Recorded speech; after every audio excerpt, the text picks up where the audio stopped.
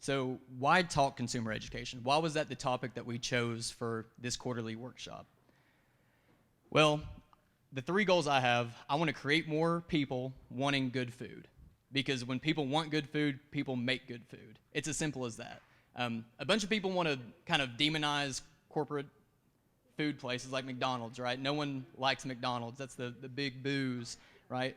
I'm telling you, McDonald's would absolutely love to serve you regenerative beef, good locally made bread, good mineralized water. That's not what America demands, though. What we demand is cheap, standardized product, and that's what they give to us. When you demand cheap, standardized product, you get beef from CAFO feedlots, butchered by a factory, frozen and shipped from anywhere. We don't know where that is. Now, that comes to you cheap, and every single burger you get is going to taste just like every other burger, but it's going to be non-nutritionally dense, and that standardized taste is not ideal. You also get bread packed with sugar to make you addicted to it, because people do demand addicted bread. Tomatoes year-round, which does not make sense. When you start to garden, you start to realize that. And those tomatoes have no flavor. And Americans don't demand tomatoes with flavor because I don't think they understand anymore what tomatoes are supposed to taste like. The tomato is going to be the thing that I come back to a whole lot in this presentation. And sugar water, just a bunch of soda shoved into us because that's what we demand. They would not sell it to us if we did not ask McDonald's to provide us with this sugar water. Also, buying ethical, healthy, local food is hard. That's another thing that I wanted to emphasize in this presentation. This is not easy. I'm not going to stand up here and make you feel like, oh, you're going to go out here and every single thing that you buy is going to be ethical, healthy, and local. It's not. It takes a lot. I work in this industry, and it's hard for me to get this food in my fridge every day, and it's hard for me to have a meal that does this every single time. We wanted to do this so that you could network here. We wanted you to meet like-minded people who were interested in eating better food, supporting their community, and have some of these booths here to where you could kind of shorten that learning curve so you're not just calling random numbers and hoping you get good out of that. And then we wanted to get the word out about regenerative agriculture for one, and also kind of do a reintroduction of USARAAI for our community. So who am I? I'm Drew Wilson.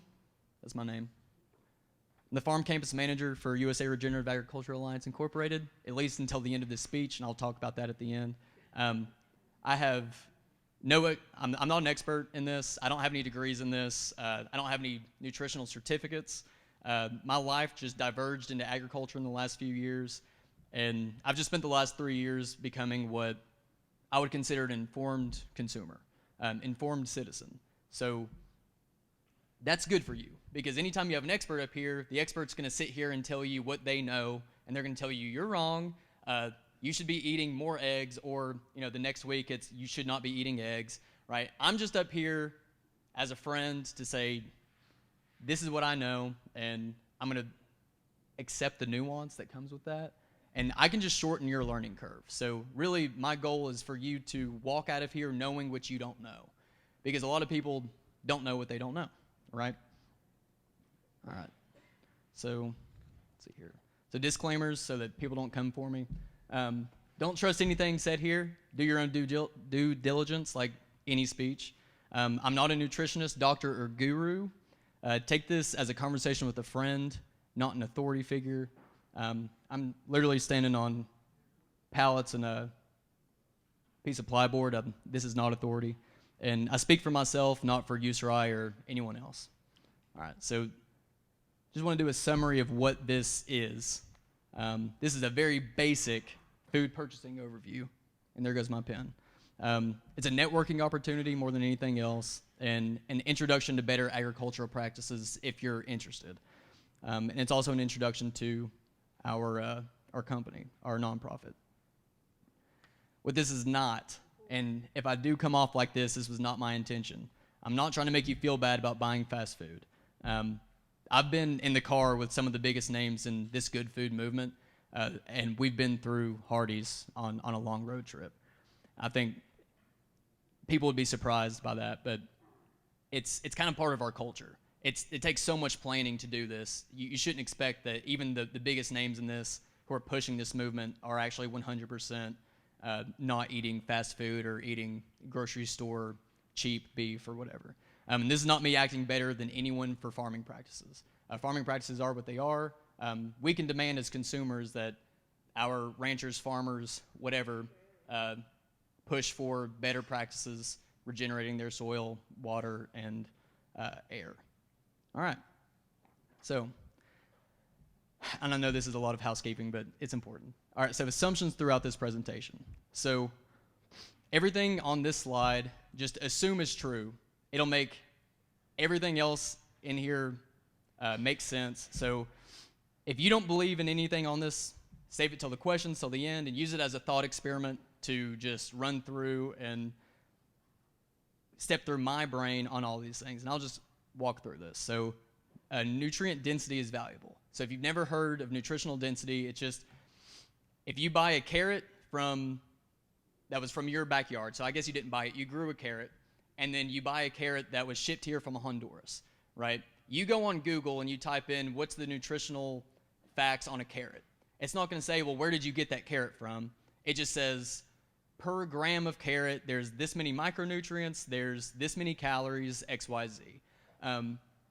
That doesn't really show the nuance of how things are grown, how things are built, how nature works. Nutritional density is if you take that carrot from your backyard versus Honduras, you cut it into a gram, and then you send both pieces to a lab. One of those is going to come back with more micronutrients per gram than the other one. I would bet a lot of money that the one grown in your backyard is going to be more nutritionally dense. So for the sake of this speech, that is valuable. How valuable it is up to you, but there is value in nutritional density. America's most valuable resource is its agricultural abundance, and that must be protected and defended. If you don't believe that, see me afterwards. I can talk about that for like 6 hours. Our children deserve nourishing foods. The Weston A. Price Foundation, I believe they're here. Go talk to them about that if you don't believe that that's true. They'll love to talk to you about that for probably a couple hours. Livestock deserve to eat, live, and play the way they would in the wild. So we need to mimic that as much as possible, and that's valuable as well. Man-made chemicals do not belong in our food, water, or air. Entrepreneurship is valuable, and people who do work deserve to be paid for it. Like I said, anything here that you don't necessarily agree with, just as a thought experiment, run with it. It'll make the rest of my presentation work a lot better. Oh, one additional one that I forgot to add to this. There's no free lunch in this world. I don't know if you've ever heard that, but if you are not willing to pay for good food, you will pay for it in some other way, whether it be medical bills, lack of energy, diseased children, etc. So you don't necessarily need to believe that, but if you can just go with the assumption that there is no free lunch in this world, it'll help. All right. So definitions. I hate definitions. That was the worst thing. I'm not a memorization person, but they're actually really necessary when it comes to knowing what you're buying. Food legality is everything because you're dealing with government entities and bureaucracies with the FDA and the USDA that determine everything that goes on labels. So if you think you know what grass-fed means, there is a very long legal definition of it that changes about every 6 months that determines whether or not someone can put grass-fed on their beef package. Last I checked, which I've stopped, I actually wanted to print off a bunch of definitions and give them to you all, and I want you all to go look these things up on your own labels because they change so much. I didn't want to give a reference thing that was going to be changed by lawyers and bureaucrats in DC in the next 5 months. But as I currently understand, grass-fed is any animal that has been grass-fed, I think for 60% of its life, which if any of y'all know anything about raising cattle, every single cow that's ever been raised, at least 60% of its life it's eating grass. It doesn't make sense to pump corn into it its entire life. So they can completely, the last year of its life if they want to, shove grain into it, and it's still grass-fed. So that's where the grass-finished thing started coming along, and it's kind of a catch-up thing that you always have to be playing if you're buying from grocery stores with these labels the USDA and the FDA is doing. So these definitions matter. Anytime you see a label and you don't quite know exactly, you haven't looked up the legal definition of what the USDA or the FDA deems needs to be on that label, you should look it up, because what you assume, what the common language that we use for grass-fed means, is not necessarily what it means when you buy beef from Publix or Walmart. All right. So local. The definition of local, I put the Merriam-Webster definition up there just to show you how useless it is for us. So characterized by or relating to position in space, having a definite spatial form or location. Essentially what that means is they can't define that. So they can't put local on a label because they don't know where they're going to sell it, right? You can put local on a label in Greene County and say, okay, well, as long as it's sold in Greene County, it's going to be local. But they won't let you do that, because if someone drives it over to Washington County or XYZ, there's no true definition of local. So you need to have your own definition. And I'm going to talk you through that, and I want you to kind of form what you want local to mean to you as we go through this conversation. So what I consider not to be local is a comfortable day trip. So if I can drive there in a day, visit, and drive back, you can pretty much consider that local. So for some people, that might be a 1-hour trip. For some people, that might be an 8-hour trip. But like I said, you define this for yourself. And it really changes by the product. So if it's produce, right, you can be in New York City and you can demand that the produce that you buy is made in your borough in New York City, because you're able to make produce on a rooftop of an apartment, right? So someone in the Bronx can say, I want Bronx produced lettuce. That's the only thing I'm going to buy, and that's local to me. If it's made in, I don't know New York City very well. If it's made in Long Island, I'm assuming that's not in the Bronx, I don't know, then that's not local. I'm not going to buy that. I'm only going to support Bronx-made lettuce. Now, if someone in New York City was in the Bronx and they say, well, local beef to me is made in the Bronx. You can't get beef made in the Bronx, right? They have to expand that. So that's where the nuance comes in. I don't want to just give you a definition and say it's 50-mile radius from your backyard, because it's just, you can't do that. So for a New York City resident, maybe local beef to them might be, I don't know, a 4-hour radius from their backyard in New York City. That way they can get out to where a pasture is. And also, you buy beef once a year. If you buy a freezer beef, then that region of local can be a lot larger than what you would buy weekly, like mushrooms or lettuce, because you just have to go out there once a year. You can go out there, feel them out, make sure that you know how that meat's being produced. And as long as you go out there once a year, that's still pretty local. And if you can go there, you can consider that local. Nuts, for example, if you live in New York City again, and you want pecans, however people in Greene County say that, you're not going to find them in New York. So you can just say, well, I only want United States produced pecans. And that's now local for that product for you. And that actually might be a bad example. I don't know if there's any other country that can produce pecans, but let's assume that there are, and you only want United States grown ones. Things like avocados, though, you have to expand it even larger. So, Mexico grows avocados. I don't really know that well. Maybe they grow them in Texas or whatever, but you can say, okay, well, North America, I want North American grown avocados, not something made in some hydroponic thing in China. Rabbit, you can say, I want it in my neighborhood. You can produce rabbit anywhere. Lamb, you might have to say, well, there's not many lamb around here, so I want Tennessee lamb, or I want Washington County lamb, or I want to buy only from East Tennessee or Appalachia. What I'm saying is that the local definition that you say is just who you are wanting to support, which we'll go in later, but I wanted to start with this so that you can kind of start thinking that it doesn't have to be a certain radius, it doesn't have to be your county, it's different for every product that you buy. So, local, how will it benefit me? We defined it, but why does it matter? So, the first point I want to say with this is that we all want a resilient local economy. I think 3 years ago, 4 years ago, this would be a harder thing to sell to people. We all kind of realized how weak our supply chain system and how weak some of our things that we rely on are when 2019, 2020 came around. So, has anyone here ever heard of Maslow's hierarchy of needs? All right. It's pretty neat to look into. It explains a lot, but it's on the slide here for you. It's in your notebook. Essentially, what it goes to and what it's built upon, any of these pyramids, right? The Pyramid of Giza, if the bottom falls out of it, the cornerstone, or I don't know what that is, the top piece is not going to be standing anymore. It's going to fall down.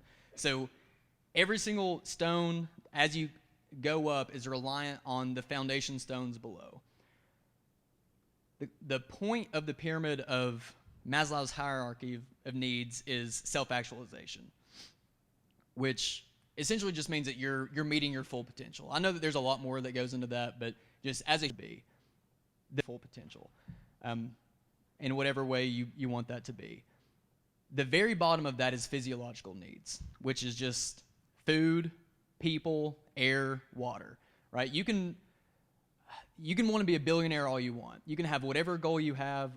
Elon Musk, he can say all he wants, that he wants to go to Mars, and if you hold his head underwater, all he's going to want to do is breathe, right? You have to have air, you have to have food, you have to have all that stuff to be able to reach the points that make you you.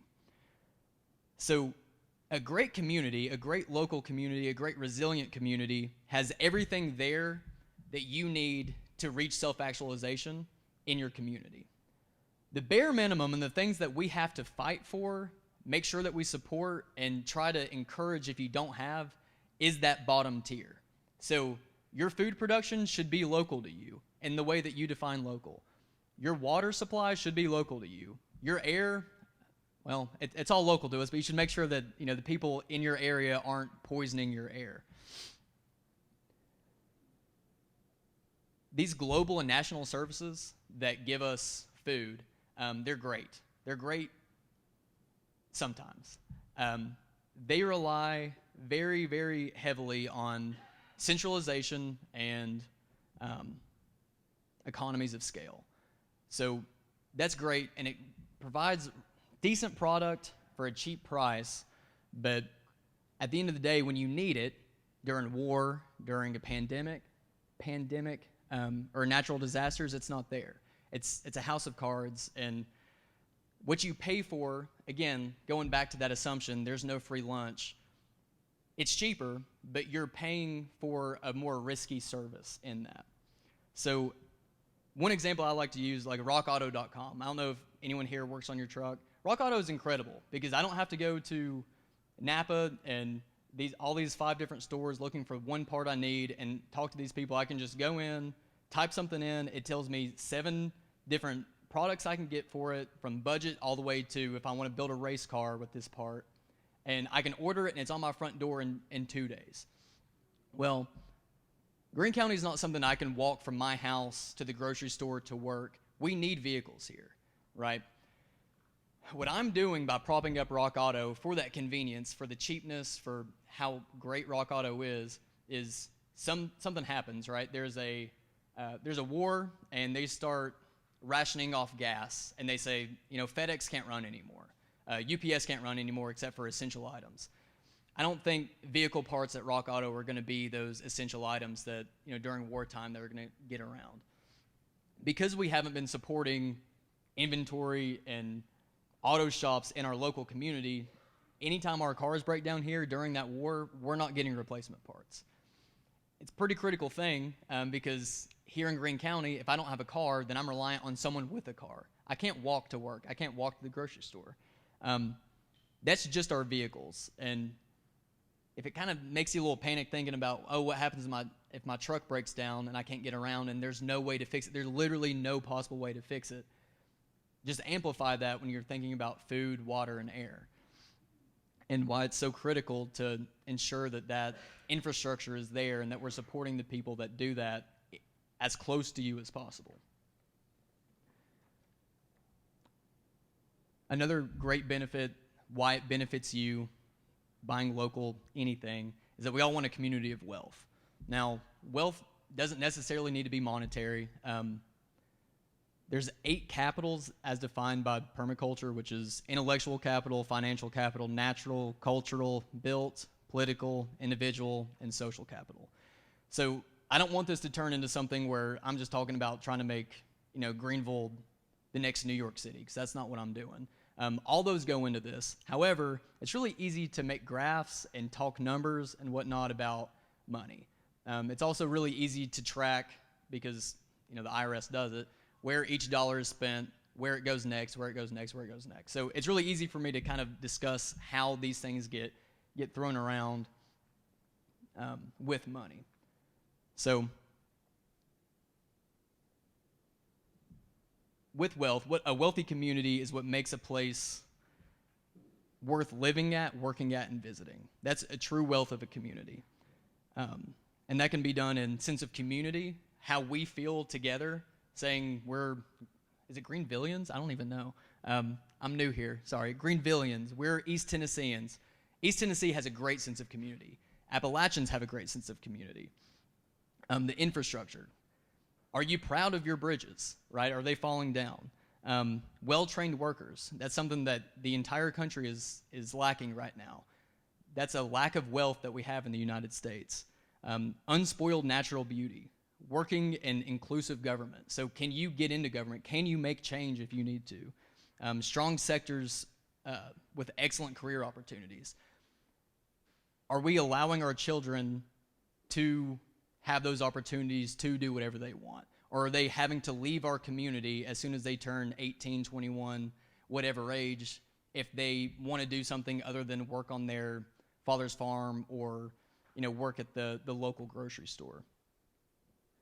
So is there any economists here by chance? Great. You're going to hate me. This is going to be very, very basic. Don't laugh at me too hard. There's a local multiplier effect in economics. And there's a video that's listed at the very end of this PowerPoint that if you all want to look more into this, he explains it way better than I do. But essentially, he talks about a leaky bucket. So anytime you spend money in your community, think of trying to fill a bucket full of water. And the goal is to keep that water as full in that bucket as possible. Because that means that the capital and the wealth that you gave your community, you gave the producers, is staying in that community. And he describes a leaky bucket. So just holes that have been placed in that bucket, that's leakage that's going out of your community, out of that thing that you defined as local. So if you think of eating at Applebee's, not to be mean to Applebee's, but the water that stays in that bucket, right? So there's not any holes in the bottom of the bucket, but maybe 3 inches at the top of the bucket is the first hole. So that water stays in. Any business in your community is providing some kind of a benefit, and the water that stays in would be like the employees' wages, right? Most likely the people who work there live somewhat close to that place. So the servers and the kitchen staff at Applebee's, that money is staying within that community. And also things like rent that Applebee's is paying to the community, and things like local taxes stay within the community. But all the leaks, all those holes, are things like accountants that they don't use here, right? They use it, I'm just going to pull this out of nowhere, but let's assume that Applebee's is located in North Carolina, right? The head Applebee's. They're probably using one large accountant firm in North Carolina. That's money that an accountant's not getting in Greene County. Lawyers, for all of their agreements, they're not using Greene County lawyers. They're using those North Carolina lawyers. Management, most likely they are getting management from completely other places across the country, moving people around, and that money, the decisions such as what is going on the menu, what is being served, what weird tacky thing is being put up on the wall for people to smile at when they come by, that's not being produced here. Food production, they're not buying local food. They're buying food as cheap as they can because that's what people demand when they go to Applebee's, and it's going into a large distribution center that's sent out so that they can microwave your food and make it as standardized as possible when they come back. Franchise fees, that does not stay here. And ownership profit. Now, that's something, all of these are maybes, right? So maybe they're using our accountants. Maybe the owner lives there, but most likely it's just some owner that lives in Kentucky that owns 17 Applebee's, and someone emailed him and said this would be a great location for an Applebee's. So all the profits that are being made are going to whatever community that he lives in. and it's not going to be here. So this graphic here kind of explains that, what I just said, in case you're a learner. But on the left there is a kind of a chain, and then on the right is more of a local place, and it just shows how much money kind of gets pulled out of your community by not using a local place. Let's see here. So there's a bunch of different sources on this. So anytime they do a study, of course, there's so many factors that go into economics and money in general that they're going to get different numbers every single time they look into this. But the numbers that we're going to run with while we're here is that 53 cents of every dollar stays in the community if you use a local store. So every dollar that you spend, 53 cents of that gets reused in your community, gets retained in your community. Where at a chain store, 14 cents of that stays in your community. So that's just from that alone, that's a 39% difference, I think. Economist, does that sound right? Okay, yeah. Public math, it's not easy. All right. So that's enough just in itself. So 39% more wealth would be great on its own, but it's even better because it circulates again. So if that 39% that gets retained in your community then gets spent on another local asset, then 39% of that dollar stays within your community, and 39% of that dollar stays in that community. So as per my soil food web courses, again, I don't know where they get these numbers from. You're going to find them different every single place you look, but for this lecture, that money will circulate 3.5 times more when you spend it at a local store, and that's just your spending. That's not reliant on them also going out and spending more. So 3.5 times multiplier of that 39% happens if you choose to buy something here in Greene County rather than order it off of Amazon. If you choose to buy beef from Green Pasture Farm and Hatchery rather than from Walmart tonight. So that can be raised even higher, right? So that multiplication effect, that 3.5 times, and that 39% by something that I kind of call hyper-locality. So it's kind of ridiculous in this slide, but I just wanted to kind of show how much if we demand local and we all kind of get behind the whole local mentality, how much it can rise, and not just the 39% more of the dollar being retained, but how much that's going to circulate back in our community and build more of that wealth that I was referring to. But if you buy from a local store and you demand that you want them to be using a local distributor, and they buy in and they go, yep, I'm going to start doing that, and then they convince their local distributor to help out a local manufacturer to do the same thing. And then local manufacturer buys their inputs from a local producer, they bank with a local credit union, they only invest in local endeavors, capital becomes cheap in your area, fostering entrepreneurship, and all of these need employees, therefore creating more opportunities for your children to stay in this community and just continue to multiply this wealth. So that hyper-locality is something that we can demand, and not something that is going to come this year, 10 years, or even 30 years from now, but it's just a mentality, right? Where if you're running a business, if you're purchasing something, if there is a little bit of a price difference, but you can say, well, this is local to me, that cost is, you're losing it in the wealth of your community, if that makes sense. So you're making an investment, if that is an extra 5 cents, an extra even $5 on a purchase price, for it to be within that local community that, as you defined it, to build wealth for the people that are around you, rather than it being all centralized in Los Angeles, New York City, Atlanta, and getting kind of funneled up to the very tippy top, which is what happens with centralization of these things.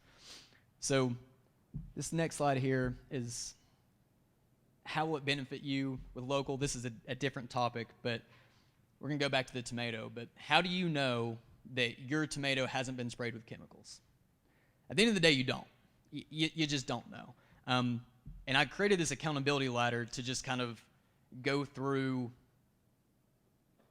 predict the accuracy of your predictions on what is in your food and how it was grown. So if you grow it in your backyard, you can be pretty sure of what's in that.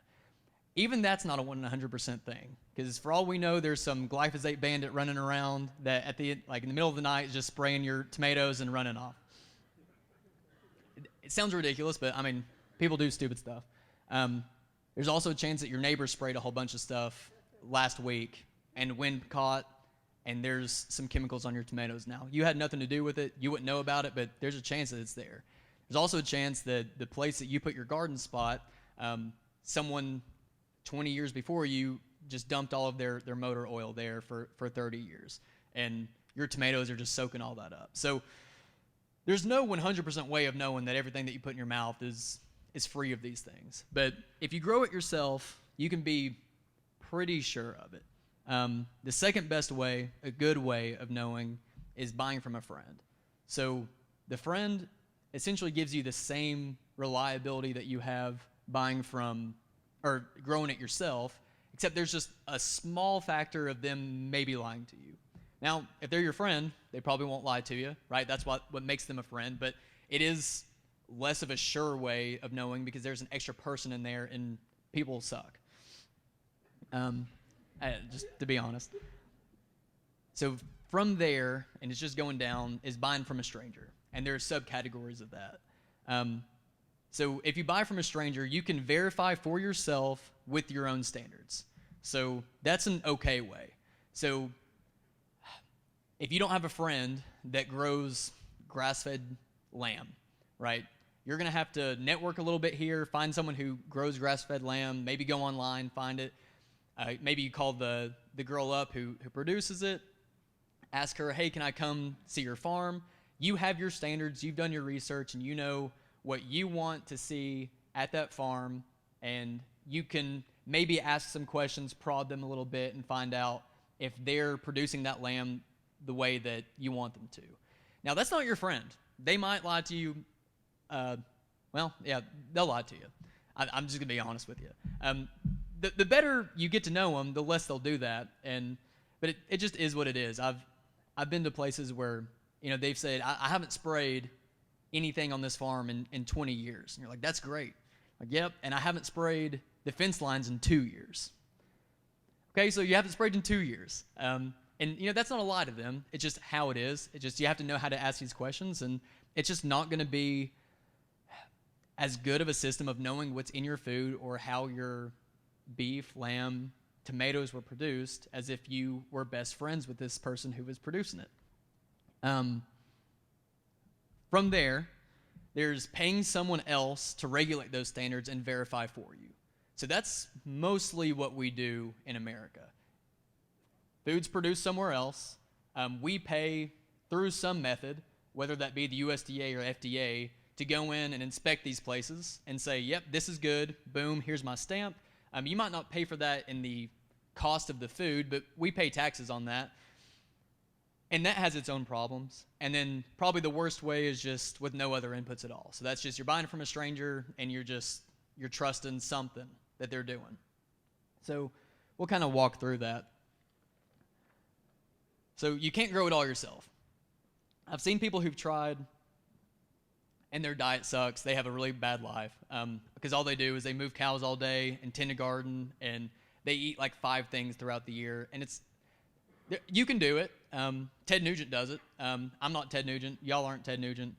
If you have the resources, you can make it happen. But most likely you're going to want to make some connections and help build your community with just specialization.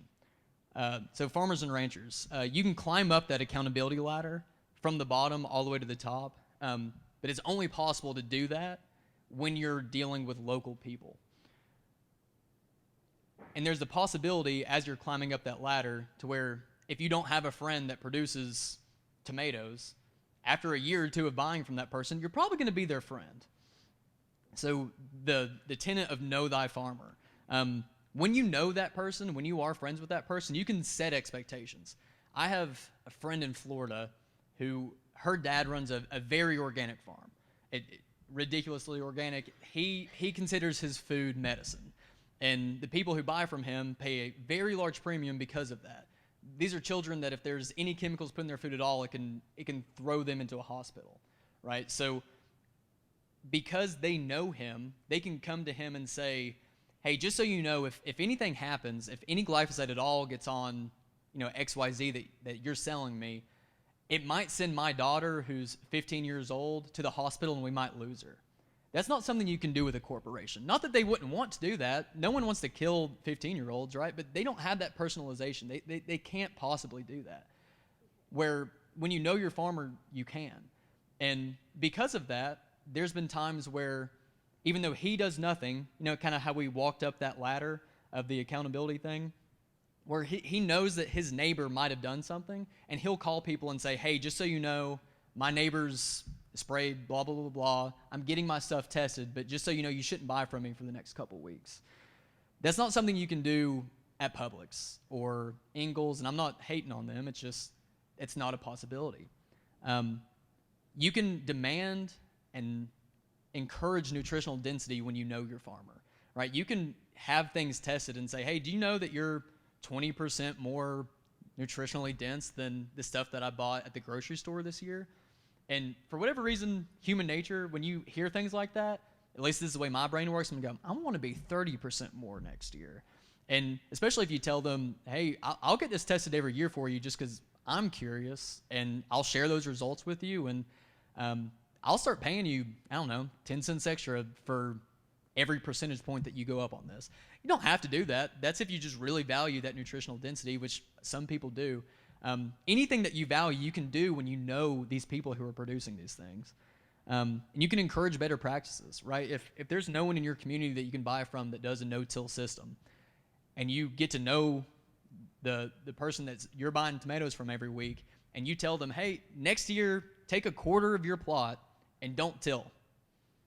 I will buy those tomatoes from you, every single one that you do.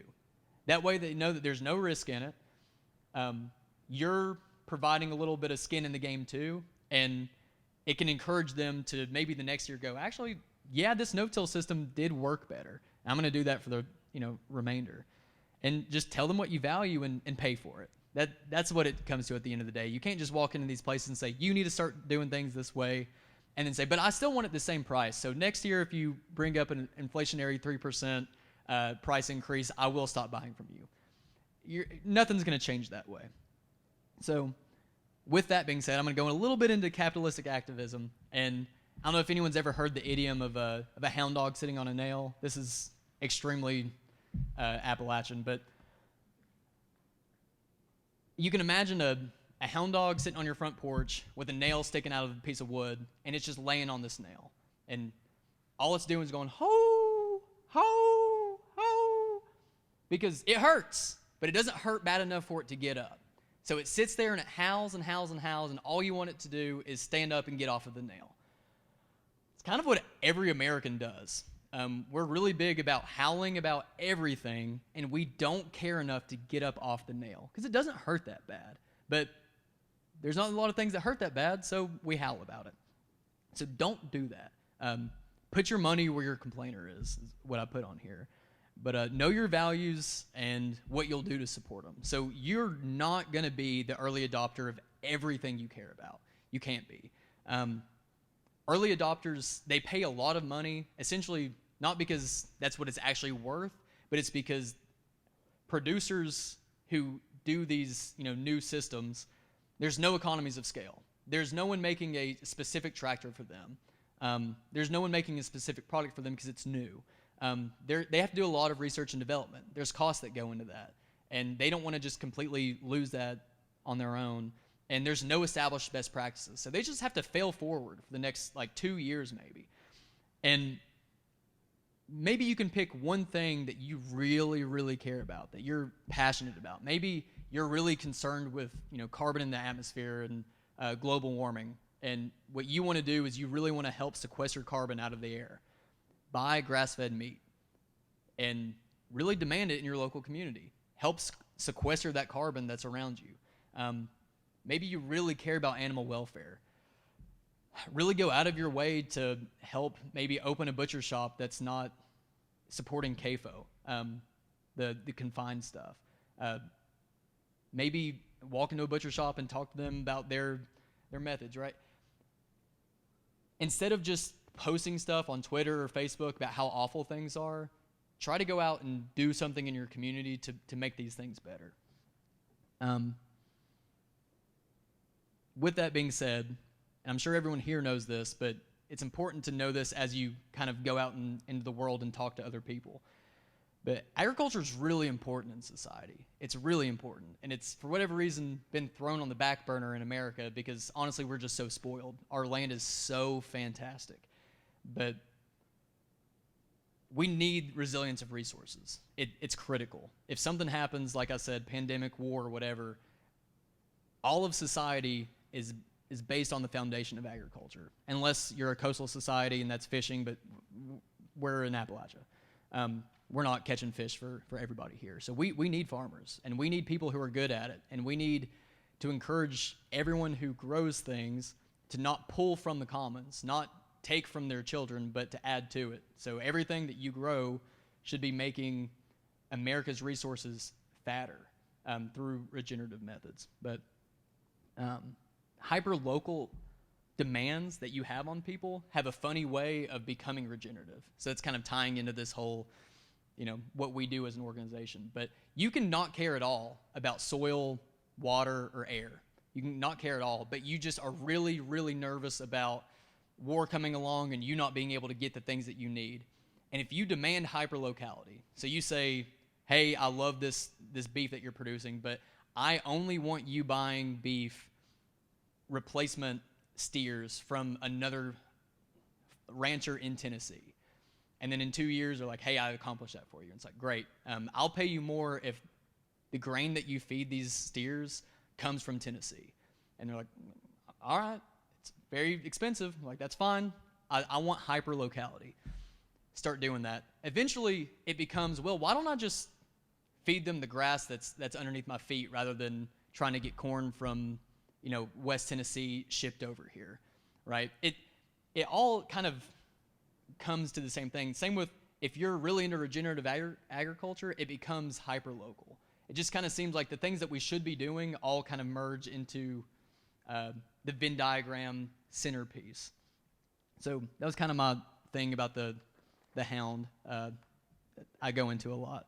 But problems going down the accountability ladder. So going back to that, the very lowest level, the worst way is buying from a stranger with no other inputs. That's what 99% of what we do is. That's what buying from McDonald's is. There is no free lunch. So the selection factors that you have if you're doing this are either just the marketing or just the price point. And both of those are terrible things alone to be selecting food for. So price is a great selection factor.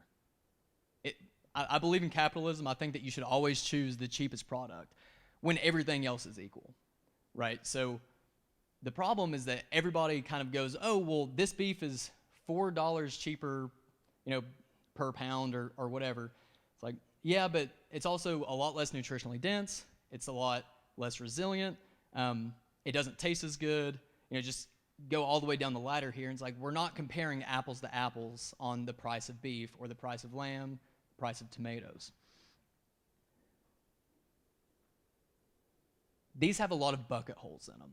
So especially when you're just selecting for cost, what you're selecting for, again, is that centralized, very economies of scale, mining from some community, let's assume in America, finding the cheapest place to produce something, cheapest place to store something, and the cheapest way to send everything out. They're going to be selecting the cheapest inputs that they can and using the cheapest labor that they can find to produce the cheapest product because that's what you demand if you're not looking at other quality things to compare those things to. So if we continue to only select on price, we are asking people to become less resilient and give us the worst possible quality thing that they can produce. And on the other side of that is completely relying on marketing. So this goes into greenwashing a little bit, if you're familiar with that term, but if you're walking through the grocery store, there will be things where, I'm not going to say anything specific because I don't want to get sued, and these are very sue-happy people, but You might walk by butter, and you've heard tangentially that grass-fed butter is better for you for whatever reason. And you're walking through the grocery store, and you're looking at butter, and there's yellow, yellow, yellow, cheap, cheap, cheap. And then there's one that's $2 more. It comes in a green box, and it's called Happy Pastures butter. There's nothing about that butter that's different than the butter that's next to it. But there was a very smart marketer that knew that the people who just barely know about grass-fed butter will look at that box, see it green, see, Happy Pastures butter, and they'll just assume that it's grass-fed butter. That's greenwashing. So that's just allowing marketers to trick you into believing that the practices that they're doing are that local beneficial thing that it's impossible to do. It's really hard to be truly regenerative, truly hyper-local in a very centralized thing unless you just happen to be one of those lucky people who lives right next to Rock Auto. So climbing up that ladder. Oh, I'm not going to go into the trusting marketers. I pretty much hit that pretty well. Climbing up that ladder is buying from a stranger while paying someone else to regulate standards and verify. So that's kind of when we get into like organic certifications. It's expensive. It's expensive for the producer and the buyer. The producer is not going to eat every single dime that goes into becoming certified organic. So you're paying a lot more money to have some organization sit there, write out what organic means that year, and go out and visit these farms and make sure that they're meeting those requirements. It's better than nothing, but it's really costly. And you always kind of get into the argument of, well, who's watching that guy who goes out and certifies? Is there kind of a good old boy system now that, they come by and you give them their beef every year and they overlook the fact that you're spraying your fence line? Is there some kind of lobbying that's happening at the certification level in DC that allows for practices that make no sense at all for the label that it's going for to be snuck into the bureaucratic labeling thing so that it takes 10 years for people to realize, oh, organic doesn't mean what it used to mean anymore. But you're still paying the exact same price, if not more, every single year to have those people go out and certify and write those rules that say this is what organic means. And money is still leaking out of the bucket in that. So we're still not getting the benefits of things being local. Now, you can certify things that being regenerative, organic, whatever, but if we're talking about local, this is still going to be more on the centralized, non-resilient frame. So next ladder up, this is when we start getting into the local thing. So buying from a stranger while verifying for yourself with your own standards. So that's you showing up to their farm, which means it's probably within that local parameter, unless you're in New York and you're flying into Florida for something, you're like, I'm going to go visit this pecan farm. Most likely local. And you're definitely plugging up some of the bucket holes if you do this. Most likely truly cheaper. Again, maybe not on the price scale, maybe not the bottom line for every year, but the relationships that you're building, the resilience you're building in your economy, it ends up being a lot better in the future. It's an investment. You can discuss standards and values with these people. So these aren't your friends yet, but you can say kind of like what my friend did in Florida. Their customers came in and said, I cannot have chemicals in my food. It will kill my children. So you can set those standards up with them. And it might not be anything like that. It might just be like, I don't like spicy peppers. So if you make a basket and there's a spicy pepper in there, I'm not going to buy from you anymore. Like little things like that can really make a difference. And you might be able to make a friend out of it. So like I said, you just keep buying from them year after year. You're eventually going to know them, and they'll give you a call and let you know, how their daughter's doing. They're going to ask you about your kid. And that's how you bring up to the next level, which I don't have a slide for apparently, which is buying from your friend. And then, you can start producing yourself one day. So just setting realistic expectations for your first year. This is very much like someone who's 200 pounds overweight who's deciding that they're wanting to lose weight. Everyone has seen this person go into the gym January 1st and work their tail off for 20 days. Sometimes it lasts a whole year and they do a great job. But they're still really disappointed at the end of the year that they're not a 100% fit bill of health. It takes time.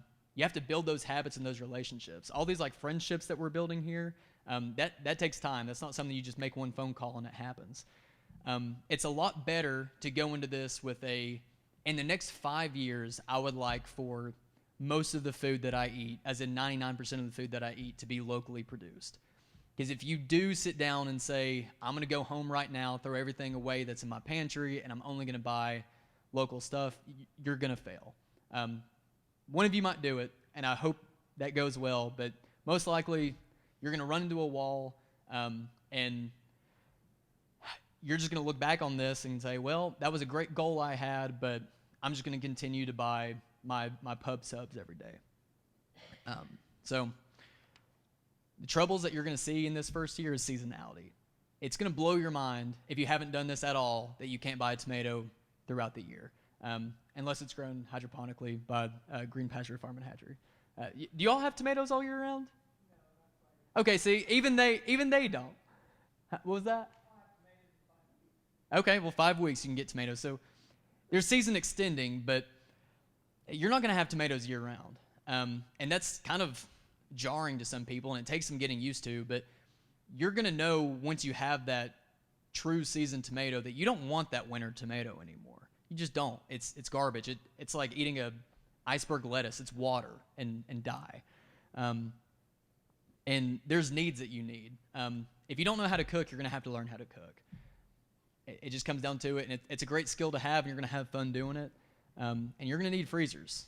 You're going to need ways to store these things. You need to know how to can things, especially if you want to kind of extend those seasons of the things that you don't need. So those are the troubles that you're going to go into, that if you just run into, throw everything out of your pantry and go through, that's going to stop you. So just know that and plan for it if you do walk out of here kind of feeling inspired. And ways that you can make this easier is just finding producers. So go talk to these people. Clubs like the Weston A. Price Foundation, they're very good about showing you where you can get these things. Farmers markets, go talk to the farmers market people here. They'll introduce you to different people. It's a fun thing to do on Saturdays anyway. You can network here. You can go online, type some stuff in. You can just become one, right? So maybe this is the year you start your first garden, or maybe this is the year that you stop tilling your garden. And you can just ask restaurants and stores. I worked my way through college at a restaurant in Knoxville, and there was somebody that came in, I think every week, and they ate chicken, but they would just complain that we didn't have grass-fed beef. And it was the most annoying thing in the world to me, but they were always really sweet. And my general manager finally went up to him one day and said, if you tell us the day that you're going to come in, we'll have a grass-fed steak for you. They never did that, but if you pester people enough, they will start kind of meeting your demands. And the more you do it and you show your friends how much better this food is, and the more they do it, they don't want to be feeding you poor food. They want to feed you the best food possible. They want to provide you with what you want. So if you just want that and show them that you want that, they'll provide it for you. All right, so what now? Be a polite snob. No one likes a snob, but kind of start putting your nose up at things that are McDonald's, that are something that's produced in Washington State, and just know, I can do better than that, right? No reason to make people feel bad about it, because like I said, the number one names that are in this movement I've seen go through Hardee's. But you can start putting your nose up about things. And just know that this will enrich your life. You'll have more of a connection with land and seasons. So I want to say, I wasn't in agriculture at all until 3 years ago. And the only reason I knew it was winter was because the 2 minutes I was outside going from my truck to the building I worked in was a little bit chillier. That's it. The last 3 years, it's been beautiful to know how the feeling of coming out of winter, or the cooling off period after that really hot summer heat. You'll be way more connected to that if you are making these friends with your local producers. Your nutrition will improve. local desserts are better than the desserts you buy at Dollar General. This doesn't have to be necessarily what you consider to be healthy. It's just hyper-locality produces better food. Your health will improve from this, and your community will become healthier and more resilient if you do commit to this. And don't think it's just me, what can I do? It's insane what one person and what one action can do to really have a ripple effect. There's a 50-50 pledge, which if you're interested in that, you can go talk to the Weston A. Price booth about it. I'm doing it this year. It's essentially every food dollar you spend, you're trying to spend 50 cents of that throughout the year on local, nutritionally dense foods. It's a challenge, especially if you've never done it before, but if you go to farmers markets and you really start in the spring, it's possible. And that extra 50% allows you to have things like pineapple from Hawaii, and you don't have to completely just go cold turkey on the things that you can't buy locally.